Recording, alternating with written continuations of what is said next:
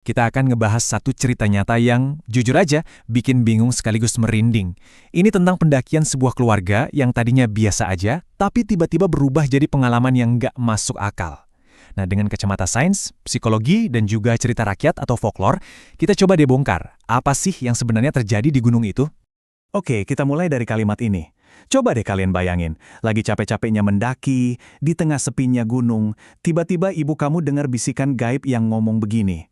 Mengerikan kan? Nah, inilah pemicu dari semua keanehan yang terjadi di Gunung Penanggungan. Penting banget buat dicatat ya, ini tuh bukan dongeng zaman dulu. Kejadian ini beneran terjadi. Baru-baru ini, di lokasi yang nyata, Gunung Penanggungan. Tempat yang bisa kita datangi tapi jadi saksi bisu pengalaman yang rasanya, ya, di luar nalar. Oke, ini dia orang-orang yang ada di dalam cerita ini. Ada Billy yang dari awal kondisi fisiknya udah nggak fit, terus ada orang tuanya, di mana ibunya ini katanya punya semacam kepekaan lebih. Lalu ada Delia dan Pak Noah yang ikut dalam rombongan. Nah, ada dua hal yang harus kita ingat-ingat nih. Kondisi Billy yang lemah dan kepekaan ibunya. Dua hal ini bakal jadi kunci dari semua misteri ini. Awalnya mungkin cuma perasaan gak enak biasa ya, yang bisa aja kita anggap cuma karena kecapean. Tapi di tengah-tengah jalur pendakian, perasaan itu tiba-tiba berubah jadi sebuah ancaman langsung yang diucapkan dengan jelas. Jadi gini, di saat Billy lagi berjuang sama kondisi fisiknya, ibunya justru kayak lagi diserang secara mental. Dia dengar sebuah peringatan yang sangat jelas. Tapi coba bayangin posisinya. Dia ambil keputusan yang berat banget, dia simpan itu sendirian supaya rombongan gak panik. Bebannya pasti luar biasa. Nah, setelah bisikan mengerikan itu, disinilah ceritanya makin aneh. Fase berikutnya dimulai, di mana rombongan ini mulai terpecah. Dan terpecahnya itu bukan karena kecelakaan biasa, tapi rasanya kayak disengaja, kayak ada skenarionya. Ini inti dari kejadian aneh ini. Nah, yang luar biasa menarik di sini itu polanya. Ini bukan sekedar nyasar biasa. Kalau kita perhatiin, ini tuh kayak taktik 3 langkah yang rapi banget. Pertama, si pelindung yang punya indera keenam dibikin jauh di depan. Kedua, pendukung fisiknya, yaitu Delia, dibikin cedera biar lambat. Dan akhirnya, target utamanya, Billy yang kondisinya paling lemah, berhasil diisolasi. Di banyak cerita rakyat, ini tuh strategi klasik predator yang lagi mengincar mangsanya. Disinilah segalanya jadi benar-benar kacau. Setelah terisolasi, bukan lagi cuma soal perasaan atau suara, tapi realitas fisik di sekitar Billy dan Delia mulai aneh, seolah-olah menipu panca indera mereka. Coba bayangin deh rasanya, kalian inget banget pas naik, jalurnya itu bebatuan keras. Kalian bisa rasain di sepatu kalian. Pas turun di jalur yang sama, tiba-tiba tanahnya berubah jadi hamparan pasir. Anehnya lagi, bukan cuma Billy, Delia juga ngerasain hal yang sama persis. Ini distorsi realitas pertama yang mereka alami bareng-bareng. Kalau dari kacamata sains, ada penjelasan yang mungkin masuk akal. Namanya inattentional blindness. Intinya, waktu tubuh dan pikiran kita lagi stres berat, otak kita tuh bisa aja nge-skip atau nggak ngeh sama detail di sekitar.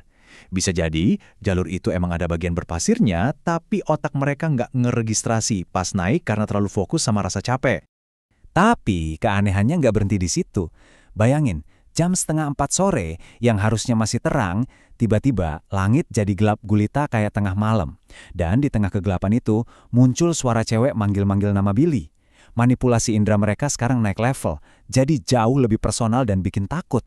Psikologi juga punya istilah buat ini, namanya auditory pareidolia. Ini mirip kayak kita ngelihat bentuk wajah di awan. Otak kita yang emang dasarnya suka nyari pola, bisa salah mengartikan suara angin atau gesekan daun sebagai suara orang manggil nama kita.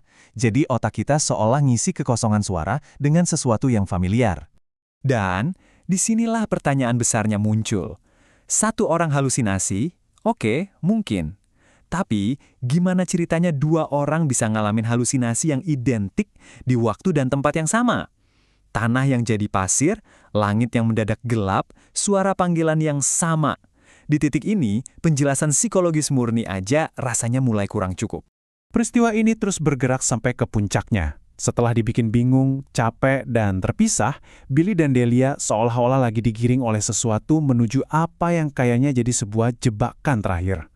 Di tengah kebingungan total itu, mereka dengar suara yang aneh banget, tapi sangat spesifik. Suara pintu kayu dibuka. Suara itu seolah jadi undangan, nuntun mereka buat keluar dari jalur setapak, ngarah ke rumpun bambu yang lebat dan bahaya. Dan inilah momen puncaknya. Pas banget mereka mau belok, ngikutin suara itu, di detik-detik terakhir tiba-tiba ayah mereka muncul dan narik mereka balik ke jalan yang benar.